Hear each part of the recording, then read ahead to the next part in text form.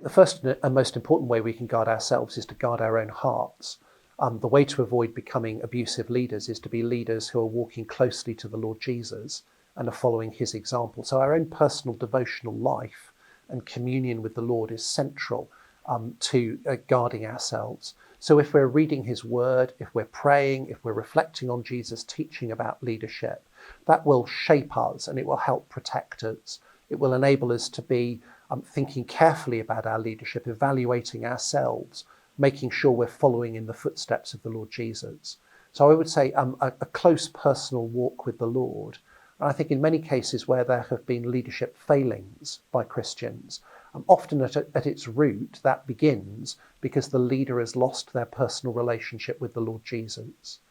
As part of that, I would say it's crucially important that leaders are part of the church community, where they can be taught, where they can be rebuked, where they can be corrected, where they can be encouraged, where they're not isolated and alone. Sometimes leaders are not functioning as members of a local church and of the church community. And I think God says we're all supposed to be members of the local church community, because even though we're leaders, we also need to remember we are those who are led. We are under the kind of leadership of the Lord Jesus, and we ought to be under the leadership of local churches that disciple us and care for us. I think another very important element is therefore also to find accountability. So we need external accountability in our lives. That might be accountability formally.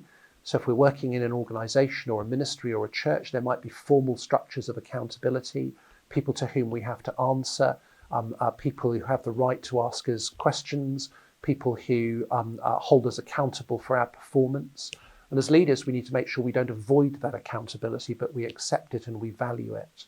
But it may also be in friendship with others, where we have an accountability group where we can be transparent and honest, people who can give us honest advice, people to whom we can turn when we're struggling and get loving care. So we all need to develop patterns of formal and informal accountability that will help ensure that we don't become abusive in our leadership.